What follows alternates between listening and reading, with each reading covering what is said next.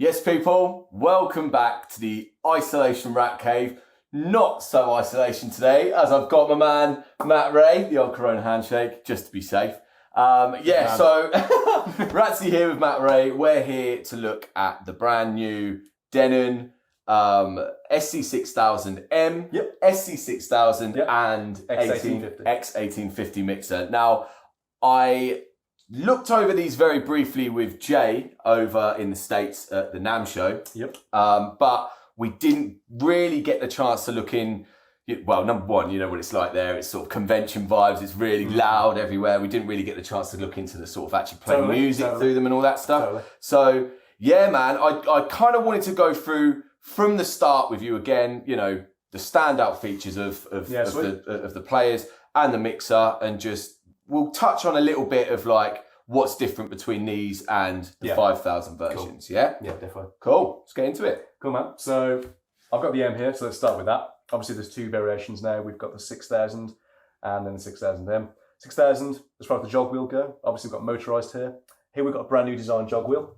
So a different feel, different resistance to it, and we have a new wheel adjust as well. Nice. Obviously, kind of the big features now, we've got a 10-inch touchscreen. Yeah, so and it is a whopper, mate. Yeah, I said to you just then when you got them out, I forgot, like, after seeing them in the States, I actually forgot how big that screen is, and it's somewhat breathtaking, mate. I have to say, it's pretty awesome. It's pretty awesome. The cool thing is, like, you know, obviously when you combine with the whole browsing kind of experience of the swiping and all that kind of thing, once you're going through your crates and your playlists, you know, now to do it on a 10-inch screen is awesome. So obviously, you know, there's a lot been said about the technology of these, you know, since they've been out in terms of the Prime series in general. Yeah. So obviously, groundbreaking stuff, mate. It's you know, big processor underneath, you know, that allows for all these swipe gestures. So I can load a track by swiping in a track here, and then using the touchscreen, using my pinch and zoom. If I'm going through crates and playlists, I can swipe, and then also with this actually came to all the newer Prime 4 firmwares some time ago. It's now across the whole Prime series. We can now edit crates and playlists on the fly. So if I've got a playlist here, and then type here, create a playlist. Let's call that Ratzi, because he's standing right next to me. And then trying to social distance a little bit in these current times. And then let's say we come out of there, and I'll go to this touring playlist here, go back into edit mode. I'll grab these, and I'll move it down to here, and it's, you know, real-time playlist editing on the fly, basically. Yeah. So we come out of there. And that's across all of the Prime players now. Yeah. So we've kind of split the library management system, Engine Prime, the desktop version, with Engine OS. Now, Engine OS, you can see on the logo there, that's kind of what powers the whole thing. That's the brains of it, essentially. So this is what we say when we say Engine OS. This is what's under the hood, basically. And it is exactly like an OS system, like Apple OS, because it is literally like having an iPad or even like a MacBook. Pretty much, or a Windows, whatever you're keen for, you know, whatever flavour you're going for. But yeah, it's so powerful. Yeah, 100%, And that's the kind of, you know, the browsing experience everyone's been used to, you know, since Prime has been out, essentially. Things we've added now in the newer OS is got track preview. So if I touch my artwork here, you'll see it's now changed to an Engine logo, and I can tap through, and this will queue up in my headphones. Yeah. Obviously, we've got the fader down. There is like a fail safe. If I stop this, if I go to that layer there, and then tap here, you'll see lower channel volume fader. So it's got a failsafe built in. So it tells you to turn it down. So it will play through the mixer if you've got the volume fader up. Well, it won't let you, because if you press the icon, it's going to say, I can't give you a preview because the fader's up, basically. Right. So we thought about it. Like it. Yeah. And then if we kind of start to browse through, we've still got the powerful Qwerty Search as well. So just to give an example of that, we can apply all of these tags to our Qwerty Search. So, you know, album, title, artist, key, genre, or we can just go, you know what, let's put them all on. Come up here, then search a genre, house, and then swipe in, and that's our track there. If we go back to the Qwerty Search, we can do it via this other tag system, which is let's go BPM, then let's search, you know, 109, and then add another filter, again, title, BPM, artist, key, so again, we can get to where we're going really quickly in terms of that. And then if we come up here, everything else is still the same in terms of Engine OS. We've still got our prepare folder, our playlists, our crates, our root folder, and then of course the Qwerty Search as well. And then if we go to our waveform view. Mate, such a big waveform. Yeah, mate. Big waveform.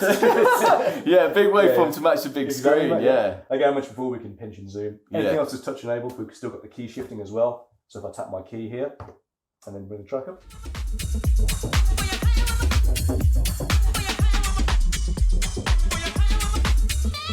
Again, I can't not mention this as well. If I bring this further into the track, the pitch shifting in real time, which is, completely unaffects the algorithm. If I've got key lock on, so I've got my key lock on there, and I pitch this up to, let's say, plus 20.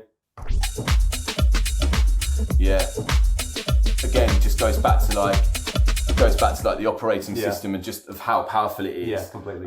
You don't get any kind of glitchy, horrible sounds in that. No, it doesn't break up. There's no artifacts. I think the word they like to use. So it completely retains it. So it's got so many uses and so many purposes. Mm-hmm. So that's kind of like the way browsing works. And in terms of what we've added more recently, we've now got a sort of improved source menu.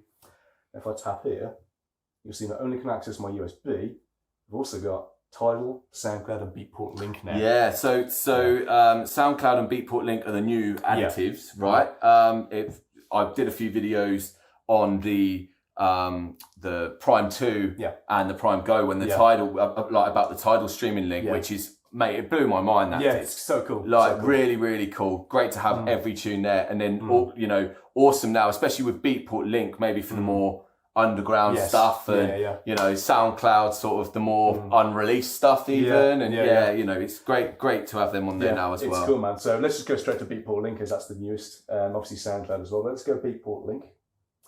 So you'll see it goes connecting to Beatport Link, and then once it does, we'll just have our playlist set. And this is how it's laid out with Beatport Link. So we've got top 100 tracks, so I can tap in there, and it's going to source all those curated playlists from Beatport Link. So here we go. I can choose, let's say, this is slightly dangerous, mate, because I feel like every DJ is going to be playing the top 100.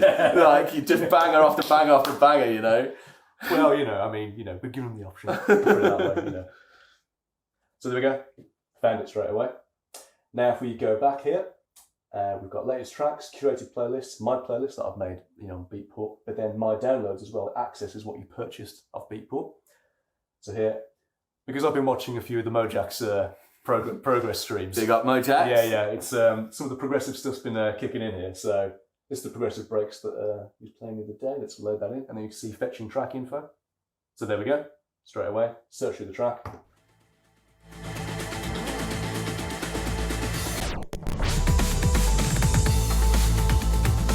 There you go, and that's streaming a tune from Beatport Link. Yeah. And the cool thing is, even with streaming tracks, I can hold this down and still edit the grid as well. Yeah. On stream tracks. So just another chat in a bit, and then come back to my playlists here. And obviously, because the Denon SCs are dual layer, I can then go, you know what? Let's go to layer A, and change my source to Prime USB, and then choose my electronic. Turn there and find this track here. So straight in. So what you're saying is you can use different layers. Yeah, I can grab from multiple sources. Yeah, multiple sources. So so you can have streaming on one layer, USB on the other. Yeah, I can jump back and forth. Yeah. And the cool thing as well with the 6000, the M and the 6000, we've now added a SATA docking drive on the bottom. So in addition like what the Prime 4's got, exactly, yeah. And the Prime 2 as well. Yeah, for sure. And the Prime 2. Yeah. So in addition to the USB, SD, and 2 USB on the back, you've got it in situ now. Sources galore, mate. Sources coming out of every orifice. It's a bit saucy. Yeah, that's the one, man. Oh, I do love these videos of you, mate. So that's kind of obviously what we've changed in terms of the sort of hardware and some software updates as well. If you kind of look at the kind of aesthetic of it all, we've got actually brand new buttons. Yeah. So these kind of, I much prefer these buttons, I have to say. Okay, yeah. So these are a brand new backlit design, so they can actually stand out a bit more in a dark environment. Yeah, but even though they stand out more in a darker, I think that they're more understated, and I like that about them. Yeah, for sure. And then also, obviously, we've kind of slimmed down this top portion here. So we've got our slightly different back-forward buttons here. Well, it's to make way for that whopper screen, isn't exactly, mate. Let's just come right in. Just get right in there. Yeah. And also as well, the cue and play. We've sort of got a rubber stylised button there. Yeah. Yeah. So a little different there. Yeah. Again, sort of feels a bit more pro, in my opinion. Interesting. So worth saying, mate, obviously you are using the M as the example because that's over your side of the social distancer. But everything that you're saying about the M is on the 6000. 100%. Yeah. 100%. The difference is the platter. It just appeals to two different kinds of DJs. Of course. And that's why you've got the torque adjust on the M. Yeah. But you've got the wheel adjust on. Yeah. Absolutely. Yeah. And even like when it comes to things like our main menu, our utility and preferences, everything's the same. So I can come down to the bottom here and then obviously change my layer color. Yeah, I love that. I think that's and a really change nice on the Q button on the X18 as well. Yeah. When everything's networked together within the Engine Connect facility. So let's take this back to blue. Come back here. So yeah, everything is one for one. Difference is the platter, basically. All right, mate. So this is one of the big talking things at the moment with the Denon equipment. Not just this, the SC6000. But the Prime players, not the Go. Not yet. But not yet. Not yet. But the 2 and the 4 and these media players and the 5000s as well. Yeah, of course, and the 5000M. And the 5000M, they are compatible with Virtual DJ. Totally, yeah. Not just compatible with Virtual DJ though, in that you can run it from your laptop. It's on your screen. We've got a lot of information on the screen, and you can probably tell by the overhead camera there's a lot going on here. So really easy to set up. On the X1850, we've got one USB connected, and then we've got all our channels set to USB. One USB coming from the 6000M into the laptop. And that's because the M is the one connected, so you would need obviously 2 connected. You can actually daisy chain as well. Oh, awesome. You can run one USB out into the hub on the back and then out. So that's great if you've got limited amount of USB ports, if you're using an older laptop or definitely. Limited amount of USB. 2011 MacBook Pro or something like that. Yeah, so that's kind of how we've got it set up here. And then to get it in control mode, it's really simple. You just press source, and then here we've already got it started in Virtual DJ. You just tap control mode, and then it will reboot. And then to come out of that, we go source and restart in standalone mode. Yeah. So here's the main screen. So we can flick between our decks using the layer button. So I'll control up to 4 decks. 4 decks on one player? On one player, yep. If one player's enough. Yep. So you've got your waveform view at the bottom here. We've just got a loop running at the moment. Anything that's touch enabled on the screen is actually quite a lot. We've got our hotkeys. And also we can trigger our samples here. Do I dare trigger an air horn? Yes or no? Oh, mate, you've got to, haven't you now? No, you've said it. That's it, isn't it? The old Ratcave anthem, that is. The old sampler anthem. Big thing. Right. Then we can also search through the track using the touchscreen. So if I press view, we can switch to second layer for control. So we've now got Qwerty Search directly from touchscreen for Virtual DJ. So I can type. So literally, like I said about not wanting your head in a laptop, you can completely control. It's like having your whole laptop on this screen, which is what I said about the screens anyway. They're like having a little laptop. You can kind of keep it tucked away there. And there's a lot you can do with the Virtual DJ control. So if we come back here, so that's my Qwerty Search. That's really handy. Come back to my folder. You can see your entire file structure and swipe through it on the touchscreen. So on the information icon, we've got our metadata for the track. And in the cog section, we can increase or decrease the font size. Come back to my cog, back into here, back into view, back to my layer here now. So anything else that's touch enabled, got quantize on and off, auto mix on and off as well. On the main waveform screen as well, we can touch between standard notation and Camelot as well. Nice, very helpful. And we've got this expanded sampler view here, where we've got our sampler bank cycling. And back to our main sampler view now. So there's a lot of information on the players. Yes, and everything that you're doing is talking to the laptop. Worth saying as well, just to squash any confusion, you do still need the laptop to run Virtual DJ on this. This isn't running like embedded or anything. No, you still got the laptop here. Yeah, you can't download Virtual DJ onto the player itself. It's running through the laptop, but you are controlling it via the screen, which is, Yeah, and if you've got the appropriate license, that unlocks the whole Prime setup for virtual DJ. Perfect. Basically, yeah. And of course, the new virtual DJ features as well. You can also apply that kind of cool remix stems feature on top of the existing EQ on your mixer as well. Something which I've heard a lot about, which I'm yet to try, but it just doesn't make sense because that is my DJing down to a T. Yeah, it's like acapellas, instrumentals. It is, mate. It is. Yeah. Will I turn into a virtual DJ convert? Comment section. Let's get busy in the comment section. Maybe. Also, as well, if I tap the key, I've got the adjust key, so I can tap up and down, and then reset just by OK, and then match key, so it matches to the opposing deck. Nice. So like a key sync. Yeah, exactly. Yeah. So you can go a further deep dive into virtual DJ if you hold down View. Look at our settings menu. So here we go, deck view, key display. So all our quick access features to these. We hit browser, and our browser preferences, and the wave preferences as well. So there's a lot that's been packed into the virtual DJ control on this whole setup. Yeah, really impressive, mate. Perfect, obviously, for people that use virtual DJ. Exactly. But like, it's the virtual DJ experience. But you know, even for people who have got this Denon set up, and like myself, who with the new features which virtual DJ have launched, you know, it's nice to have that option to be able to do that. Yeah. And the 4 layers on one deck is a touch. And I mean, so at the moment we've got that one on virtual DJ. Yeah. But this is just on the running standalone. Yeah. So you could go back to back. Totally. You know, multiple sources. You could, well, with the layering function on this. Hold on here, guys. Wait a minute. Yeah. Revelation. So you can go 4 decks on this one and 2 decks on this one. So you can go 6 decks at once with 2 players. You can. Crazy. So yeah, mate, really, really good feature. So that's the players, mate. You know, with like the new updates, the streaming, the virtual DJ, all that stuff. Really, really powerful stuff across the board as well. You know, it ticks a lot of boxes for a lot of the like different DJs and stuff. Like, I think that's a really, really great thing. But yeah, let's take a look now at the mixer. Cool. Yeah. So 50 more than the last. Just 50. Yeah. Just 50, yeah. So yeah, what's the features on this then? Like, what's the differences? So with the X1850, obviously we've kind of gone for a little more of a streamlined kind of vibe with the buttons, or a little more of a slimmer profile there. There's a few little different kind of connectivity features as well on the back. And we've always had MIDI 5-pin DIN. What we've added here is MIDI start stop. So if we've got, let's say, something like an MPC or whatever connected via 5-pin DIN, we'll actually have MIDI start, so we can sync them on the bar start of my sequence on the MPC. Right. It'll be synced up on the X1850 then. So that's MIDI start that's been added. So if anyone's unfamiliar with the previous 1800, you know, it's kind of, we've got the same kind of vibe going here, but I'll quickly kind of go through that. So we've got 2 effects banks. We've got our sweep effects and our digital effects here. So I'll play this track off here. Obviously got combined high and low pass.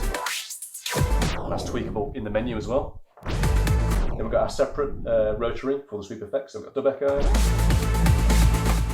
Obviously all post fader. Washouts, favourite with a lot of people. Almost like a post fader kind of effect. Oh, get out of jail free effect. yeah, totally.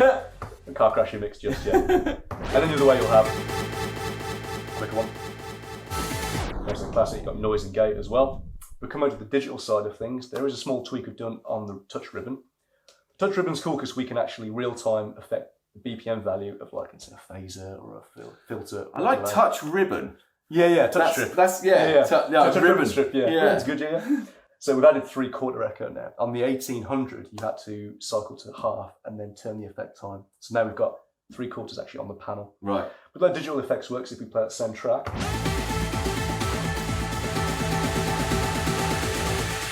Filter as well, using the high-low frequency effect. Then combine it obviously with the sweep effects. So another example of that, if I skip to, let's go with flanger, and then we'll run that track up again.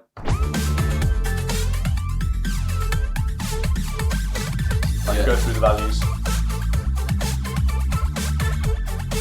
So you can sweep through each and basically. Now all the digital effects are quantized to the beat grid coming from the SCs and Engine OS essentially. So everything's quantized and locked on the beat. So as long as your tunes are gridded properly, they're going to be bang on the effects. Yeah, right? Cool. Yeah. And that's a good thing to mention as well with Engine Prime, actually the music library system. There's been a big update to that as well. We've now got more flexible beat grids. And, so you can get slightly more surgical with your beat grids now on their Engine Prime. And of course, any changes you make on the player, they can be synced back to your library in Engine Prime as well. Yeah. So there's an option in Engine Prime, which is sync from OS, basically. Yeah. So, you can go back and forth between the two things. But we'll do a little quick look at the menu. Obviously, this is where we can really tweak and get nerdy. Change the filters, change resonance. Yeah. Going down to our effects. Loads of customization within the mixer, totally. So even like headphone, split cue. So split cue here, for those of you who use split cue, you can actually choose where your cue is, left or right, essentially. And then we come back here as well. And then that's real nitty gritty stuff, that is, isn't it? Oh, yeah. You covered everything. Yeah, the split cue in general, I don't use split cue. No, I don't. Yeah, it tends to be those DJs like use the in-ears, use split cue, but a lot. I always imagine someone using split cue would walk around in circles. Yeah. Well, with split cue, it's a case of I think a lot of people get turned off on it because a lot of mixers, they just default to the left for the cue, and a lot of people don't realise they have a dominant ear. Right. Yeah. So I think when you give, I found that as well when I switched it to the right, I went, that's my dominant ear. It doesn't feel as kind of disorienting anymore. So we have thought about it. Yeah. Yeah, that's kind of your your Mixer 101 vibe there as far as the menu goes. And as far as an audio interface as well, 10 channel over USB, obviously dual USB as well, and each channel selectable, digital, line, phono, USB, and DVS as well. Yeah, nice. And then we still got the flex fader as well. Yeah, cool. Yeah. So when you say DVS, what program does it work with? So it's a Serato official hardware, so it will work in Serato. So you can use DVS set up to the L12s or whatever your vibe is. And then obviously at the back, with the connectivity, I mentioned before, you've got the MIDI, and then your line phono, and then we've got our built-in network as well. So obviously that's cool for sending all the BPM data and then all the track data between players. Yeah. And of course, just little touches as well. As I mentioned, if you color coordinate your platters, it's going to reflect on the cue as well. Yeah. So yeah, mate, I mean, that's the new players, the new mixer, kind of more than a nutshell, I would say, but a little less than a deep dive. Yeah. But yeah, I'm really impressed with them. Those screens, mate, are just, they're just so good, mate. And when you're browsing, whatever it is, Tidal, SoundCloud, Beatport, you've got none of your media plugged in. It's cool to do it on such a large real estate. Yeah, it's not cool. only that, mate. It's the massive waveforms as well, and just not having to sort of. There's that thing about having your head stuck in a laptop. Yeah. With this, you don't have to have your head stuck into the screen. You can, you can be miles away and still be able to see what. It's a lot more immersive in a different way. Yeah, 100%. Yeah, really impressed. So yeah, well, mate, I reckon we'll leave it there. Cool, man. Thank you very much, guys. Thanks so much for watching. If it's been helpful, share, tag people in the video, and obviously subscribe to the DJKit page. Thanks very much for watching. Catch you next time. Peace.